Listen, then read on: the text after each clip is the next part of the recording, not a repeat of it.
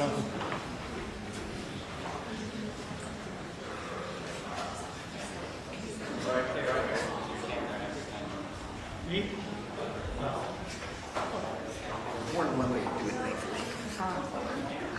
Here we go.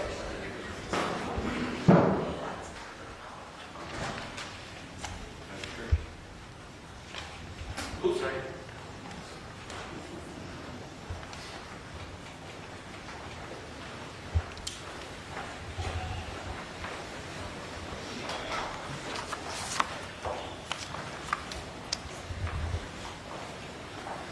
Thank you all. Moments ago, the flags over the Capitol were lowered in memory of Senator Dianne Feinstein. As California's longest-serving senator, Senator Feinstein broke barriers and blazed a trail for women. Her career was, by any standards, historic.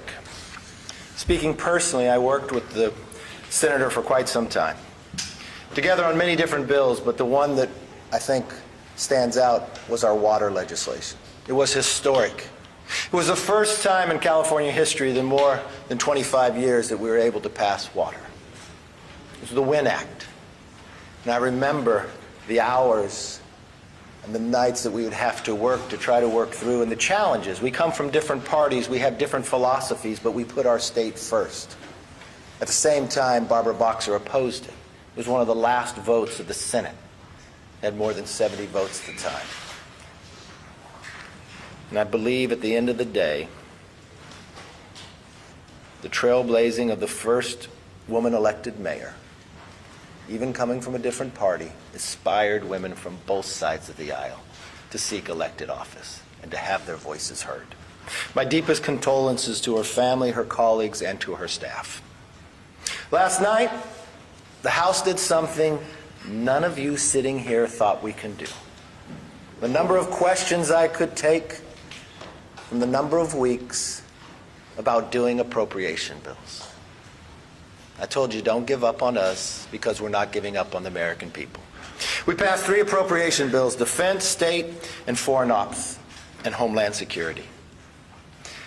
My biggest question is, I don't understand why the Democrats voted against funding the government. In all, we have 4 appropriation bills done. There's 12 overall to get done. It's the discretionary spending every year that government is supposed to do. We have now in the House passed more than 70% of the discretionary spending on appropriations. Need I remind you, how much has the Senate passed? 0. Not one appropriation bill has passed the Senate. We've done what many have said was impossible. When I became Speaker, I said we're going to change Washington. And we did that by keeping our commitment to restoring regular order. Bills that passed committee in June and July have been open for amendments for months. Struggled with a number of members who wouldn't allow it to come up, but I never gave up. 440 amendments were considered on the floor this week. And for those who are historians, we are the first Republican majority to pass the State and Foreign Ops bill through regular order since 2006. My entire political career as a member of Congress, the Republicans have never been able to do what they just did last night. As we continue to get conservative wins and return to regular order, we actually need a stopgap measure to allow the House to continue to finish its work, to make sure our military gets paid, to make sure our border agents get paid as we finish the job that we're supposed to do. Another reason for the stopgap is to address President Biden's historic failure on the southern border. This is how bad things have gotten under President Biden's watch. In 5 days, there's been more than 50,000 illegal border crossings. Put that in perspective, in just 5 days. That's more than twice as much as the average for the entire month in the last administration. A wide open policy hurts America. We've heard it from Democrat leaders across the country. But despite the chaos, the president still won't go to the border, setting new records every day. Fentanyl, at an all-time high, killing Americans, and he refuses to go to the border. He's been one time in 50 years. One time in 50 years. He's had more dinners with Hunter Biden's foreign business partners than he has going to the border. Think about that for 1 minute. Something he said he's never done. He's done more than he's ever been to the border in 50 years as an elected official. He was less than 200 miles from the border this week in Arizona. Less than 200 miles. And he couldn't even stop by for an 87-second photo op. Really makes you believe that President Biden is deliberately letting this happen and trying to continue to ignore it. If Biden won't visit the border, why won't he at least listen to the Democratic leaders that are elected across this nation? Mayors of New York City says Biden's border policy will literally destroy the city of New York. Governor of New York says illegal immigrants should go somewhere else. The governor of Massachusetts declared a state of emergency. Mayor of El Paso says the city is at a breaking point. Mayor of Eagle Pass, Texas, says President Biden has abandoned them. Not one of these individuals is a Republican. Why does President Biden and congressional Democrats continue to ignore the border and ignore their own leaders? That is why I'm putting on the floor a stopgap measure that will fund the government and secure the border. No longer can the president ignore a problem he created that kills Americans every single day, destroys some of our greatest cities, and puts states in a state of emergency. Every member will have to go on record of where they stand. Are they willing to secure the border, or do they side with President Biden on an open border and vote against a measure to keep government open?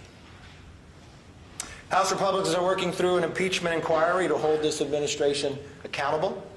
Yesterday, we heard from expert witnesses who said that there is enough evidence for an impeachment inquiry. Jonathan Turley, he said, and I quote, "I do believe that the House passed the threshold for an impeachment inquiry into the conduct of Joe Biden." Bruce Dubunski, the forensic accountant, "As a fraud investigator, when I see smoke, I immediately look for the fire.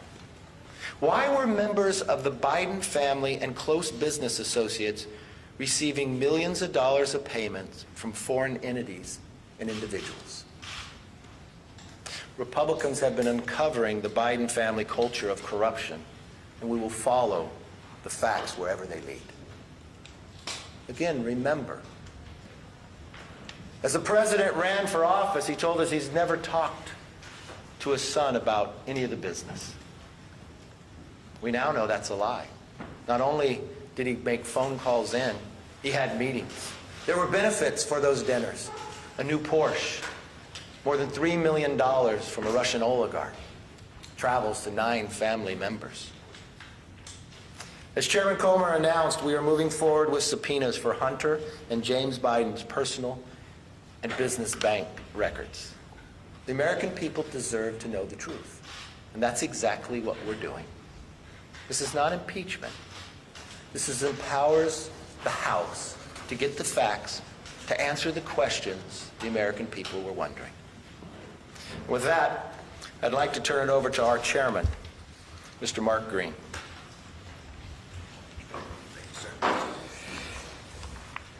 I, too, want to extend my condolences to the Feinstein family. Our prayers, my wife and I, Cammie, and our prayers are with you.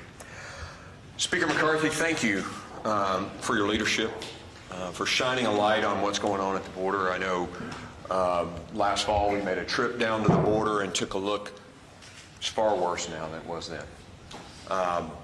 Just last week in Eagle Pass, every single Border Patrol agent was off the border processing the mass waves of people at the Eagle Pass crossing site. Meaning the entire border was unsecure. It is a tragedy what's happening, and I am deeply appreciative of the Speaker shining a light on it and, you know, adding this to the CR that's going to be voted on later today. And I really want to take a second, though, and take a little victory lap, too, just like the Speaker did. Yesterday, we passed Homeland Approach with every single Republican voting for it and 2 Democrats voting for it. That was pretty cool. You know, we're moving the needle on this. The Speaker talked about, you know, the mayors and the folks that are out there talking about the impact, the human cost impact, the financial cost impact in New York and Massachusetts.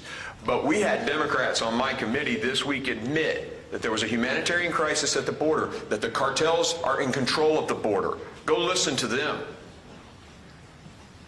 Yet President Biden and Secretary Mayorkas do nothing. And so, Speaker's leadership, we're going to put this on the CR. And look, there's a return on investment here that's pretty simple. If you do a 30-day CR that costs X dollars and you shut the border down forever with H.R. 2, the strongest, best border security bill in the history of this country, you save hundreds of billions of dollars over those years and tens of thousands of American lives. It's a no-brainer. So I appreciate the Speaker's leadership on this. And I will say I'm going to be followed now by a fantastic member, Republican member, Monica Dela Cruz. Thank you, Congressman, and thank you, Mr. Speaker, and my fellow colleagues. My name is Monica Dela Cruz, and I have the honor of representing Deep South Texas, the Rio Grande Valley, here in the People's House. Joe Biden's reckless policies have left our border wide open. And you know, I can't even use the word border anymore because under Joe Biden, the word border does not exist. It is fully open. Just to give you an idea, in 2017, we had fewer than 25,000 border crossings per month. Per month. Right now, under the leadership of Joe Biden, we had 30,000 illegal border crossings in just 3 days. Do the math, 30,000 in just 3 days. This is not only affecting our local communities, but it is affecting communities all the way up to New York City. And we're going to hear from my fellow colleague about this. It's not just about the illegal immigration. It is about the drugs that are coming through our borders. I'm a mother of 2 children, and I worry every single day about what's coming across our border. In Nueces County, in the last year, they confiscated 2.5 gallons of fentanyl. 2.5 gallons. Think about that. 2 jugs of milk. 2 to 3 jugs of milk. That's enough to kill 2.5 times the population of Houston, Texas. And that's just what we've confiscated. There will be families sitting around the Thanksgiving table with a chair that's empty, missing a child, missing a husband, missing a parent because of Joe Biden's reckless policies. Under the Speaker's leadership, we made a commitment to America, and the Speaker and my colleagues and I have kept that commitment to America. We passed H.R. 2, Securing the Border Act, so that we could show Americans that we are committed to keep American communities and Americans safe. With that being said, Chuck Schumer and President Biden have done nothing. Absolutely nothing. In fact, Mayorkas came to the RGV sector just recently when we had thousands of people crossing in Eagle Pass, Texas, just a couple of hours away. 7,500 people crossing in 2 days, with a population of Eagle Pass, Texas that was only 28,000. Think about that. It is incredible. I introduced legislation this week to get our Border Patrol agents paid. God forbid we have it shut down. Not only that, but I have introduced legislation that will ensure that if a stiff penalty will be given to those who flee Border Patrol and custom agents. We are working hard, but the president and too many Washington politicians have failed to act. The government is not a telenovela. We came here to lead and deliver results and solve problems, and most of us are here to do that.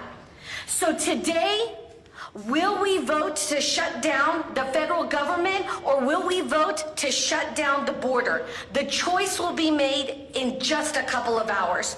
I choose to stand with hardworking families. I choose to stand with Border Patrol and custom agents. And I choose to stand with American people who want a secure border. Thank you very much. Well, thank you very much, and good morning, everyone. I am proud to represent the southwest corner of Long Island that just borders New York City.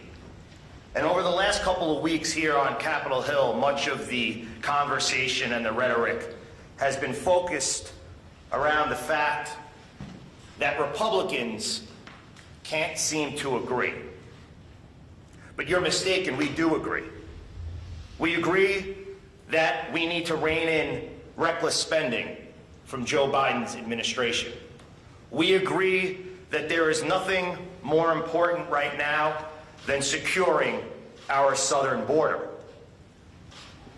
If you want to see people who can't get along, focus your attention on what now has become a circular firing squad of Democrats just in my home state of New York.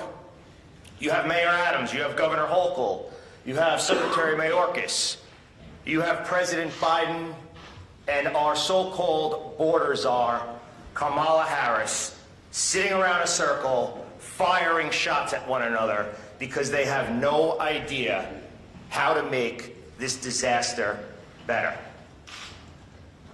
Mayor Adams, who I will tell you there's few things that we agree on, but I do agree with him on one. This issue, the fact that our borders are wide open, could destroy one of the greatest cities in America, New York City. People have actually said that the lights are dimming on Broadway because of the disaster that's been created. And what's the response? Well, a year ago, when everyone was saying, the people behind me were saying that eventually every state would become a border state, we were coined as fearmongers. But now, you look at cities throughout this country, and they have been taken over by migrants. Over 100,000 migrants have came into New York City since spring of 2022. And Governor Hochul and Mayor Adams, throughout their campaigns, were there with open arms. We are a sanctuary city. We welcome everyone to the land of milk and honey. Well, now, Mayor Adams clearly had no plan in place. There's people on street corners. He's now set up shop in vacant warehouses at JFK Airport. Does anyone legitimately think that people come into this country for a better way of life, for the American dream, to live in a vacant warehouse at JFK Airport? The answer is no. That's not the American dream, and it's a failure of democratic policies. Now, we have the governor asking the president and his administration, which we are confident he is going to agree to allow migrants to live in our national parks. One of them being Floyd Bennett Field in Brooklyn.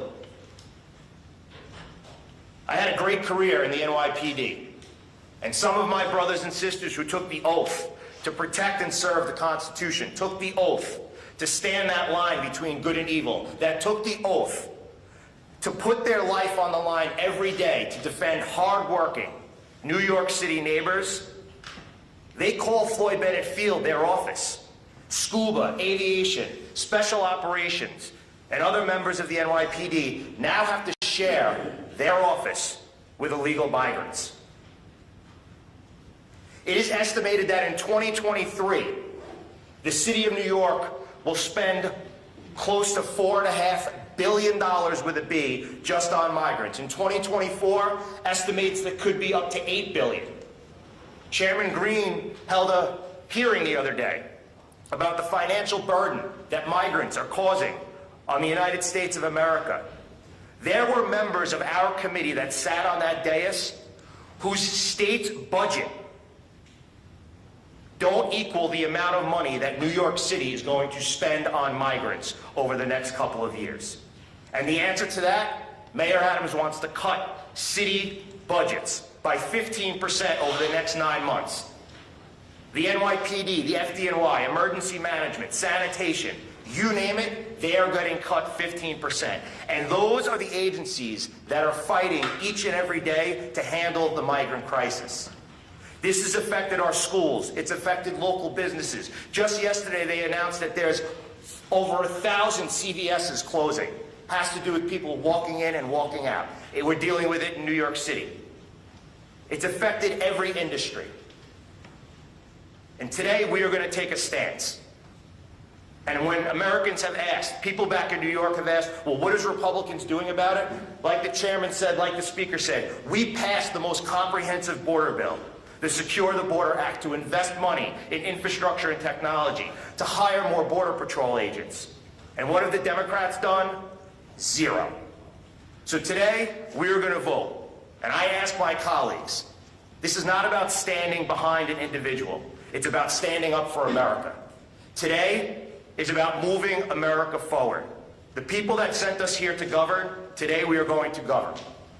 And I hope many of my colleagues will join in continuing to make sure that our government remains open, and most importantly, securing our border for generations to come. Mr. Speaker, thank you very much. Thank you, Anthony. And 70%, more than 70%, discretionary spending has improved inside this House. The Senate has done nothing. A little later today, we'll vote on a stopgap to keep government open and secure our border.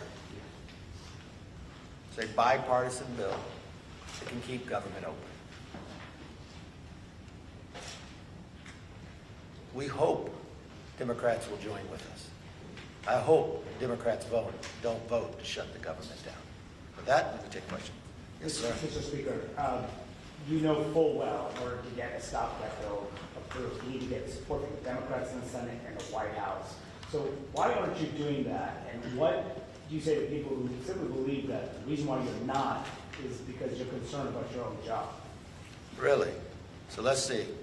What has the White House done and what has the Senate done? They haven't passed one appropriation bill, and they haven't passed any. They're trying to pass a CO right now on bipartisan lines. And they've been trying to pass appropriation bill too, and they haven't done any of that. We have an opportunity here that if the White House won't listen to the governor of Massachusetts, the governor of New York, the mayor of New York, the mayor of El Paso, we will. So what's interesting here is you want to take a side of people that haven't done anything, but you have a body here that continues. So when the Senate was concerned about the price of oil now at $100, what have they done about that? Nothing. But we passed a bill that would lower the price of energy for all Americans. It's easy. I'm talking about the CR. Yeah, it's Why easy. not cut a deal on the CR? It's easy to surrender. If you want to surrender, yeah. But if you want to fight for the American public, to secure our borders and keep government open, how is that a problem? It's only for CNN that becomes a problem, that I don't surrender to the liberals. What I want to do is stand for America. So you won't cut a deal? Yes, sir. Are you gonna be Democrats through the CR line? There's already over 9 Republicans that have said they will never vote for it. We'll see. I can't understand why someone would side with President Biden and keeping the border open. We'll see when the vote comes. If those individuals vote that way, you should ask them that question. Can you walk us through what you're expecting, not only later today, but heading into that Sunday to 12:01 a.m. deadline to fund the government? You know, you do need to get legislation through the Senate and get it signed in order to avoid a funding lapse. So what are you expecting and what is your plan? You know what's interesting? And I don't know. I don't have a degree in journalism. But if I phrase back the questions you asked me last week, you would ask me, well, what do you expect to do when all your appropriation bills fail? Why do you assume when the Senate has done nothing and the House continues the act that I should do what the Senate does? Why, if we are a separate body that represents America, why can't we stand for America? What I expect to do is exactly what we did last night, to not give up and pass our bills and keep government open. Yes, sir. Mr. Speaker, I was speaking with a Republican senator yesterday who said he's with you on getting further spending down. He's with you on tougher border security. But he's not willing to shut the government down. Do you see a government shutdown as the best way to get what you want on those two issues? No, I hope you listen to me. I'm putting a bill on the floor so government won't shut down. The Senate hasn't done any of that. The president hasn't engaged in anything. He got an 87-second photo op in Michigan on a strike that he created. He's had 50 years to visit the border and he hasn't. He's had Democrat leaders cry out. States declare a state of emergency and he's ignored it. So we're actually doing what we said we would do. Just like we said we'd give the parents Bill of Rights. We passed that and the Senate does nothing. When people were concerned about crime, when DC was going to decriminalize, and you all asked me, why are you passing this bill? The Senate will never take it up. You know what? It's law today. When we wanted to end the pandemic, and you asked me the exact same question you asked me here now, you just put a new title in it. Why do you pass that? The president will never sign it. It's signed into law. When you asked me that you could never, because Republicans in the past couldn't pass a border security bill, we have a slim majority. We have a slim majority. We had 3 members out yesterday, and we still passed those appropriation bills. I don't know in the moment of time that you will look at what body works and what body talks. What body represents the American people and listens to them and takes action. And it doesn't matter what party they're in, we listen to all sides. We offered 440 amendments. We went through regular order, something this body has not seen. Since I became Speaker, we had a total open bill, something that hasn't happened in 7 years for the whole time of Pelosi and Ryan. I don't know what they teach in journalism school. I want you to believe in this country. You don't have to be so negative. This is America. We're too great to think so small and be so negative. Yes? Mr. Speaker, you have made border security a central issue here in this funding fight. There's a group of bipartisan senators, as you know, that's negotiating a border security amendment. How involved are you in those talks? Are you talking to some of your friends on the other side of the Capitol? It's not just I who's made it the issue. The governor of New York, the governor of Massachusetts, Republicans and Democrats here and in the Senate as well.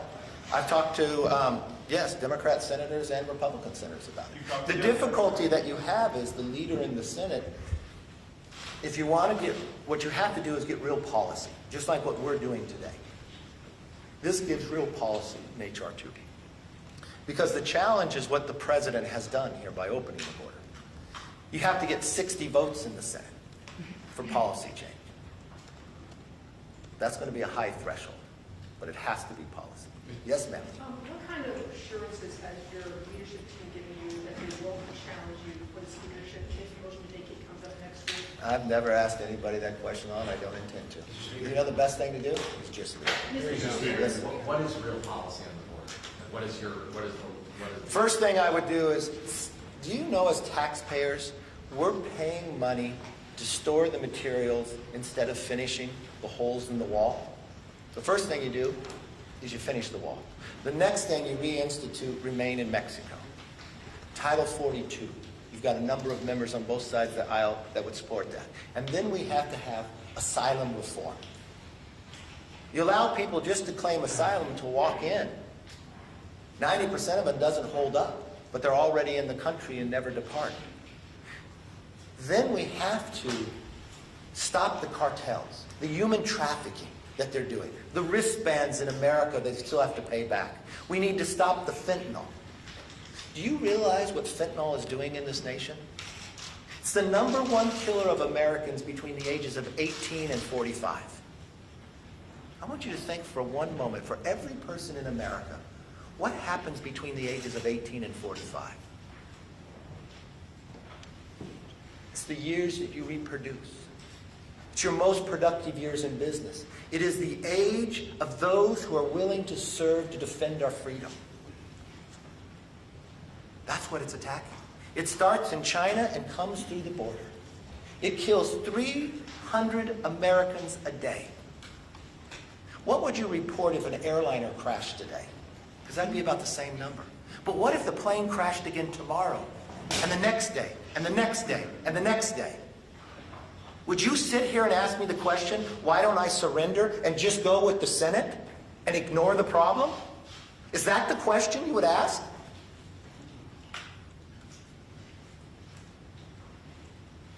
I pledged in taking this job to change Washington, to stand up for the American public. And that's exactly what we're doing. But if you want to take the easy way out, if you want to just assume the status quo, if you believe allowing that to continue is the best place for the country, then I guess I'm not your speaker.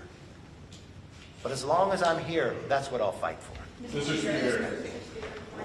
I'm trying to sneak in 2 questions. One, why should this CR be an exception to the 72-hour rule?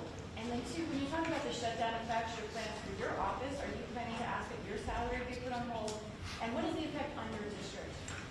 Perfect. Well, first of all, we don't waive the 72-hour rule. This CR has been out there for more than a week. We've talked about this for a number of weeks. We added a bipartisan provision in it, something that I've been talking about for quite some time, and I thank the members throughout, a debt commission. We can no longer ignore this problem. After the debt ceiling, when I came back, I said we needed this. Members on both sides of the aisle have been working towards this, and we added that into the stopgap funding bill. Of course, I would not take my salary, but the #1 thing I want here is for government not to shut down. I do not want our military not to be paid, our border agents not to be paid. Why should they be punished because the president ignores the problems? They should not. So what we're doing is putting on the floor. So I want you to ask the question of anybody who votes no on it, why do they believe those in the military not to be paid? Yes, sir. Mr. Speaker, would you say that today's House CR vote is the House's last chance to avoid shutdown? You have watched me time and again. Have you ever known me to quit after one time if it doesn't succeed? I don't stop. I love that you come back every time and you ask the same style questions. There is going to be a moment in time that you're going to believe in us. There's going to be a moment in time that you're going to write, we're actually going to pass it. You know, every time I come here, on Monday you say you're never going to get this done. What are you going to do? This is what I believe. I believe in this country. I believe in the philosophy of representing the individual. I believe keeping government open is the right thing to do. I believe securing the border is the right thing to do. I believe this bill will bring us more freedom and make the nation stronger. So I'm not going to be angry about it, even based upon the questions you ask. And you know what? Just as I'm not going to give up on the American people, I'm not going to give up on you. I'm not.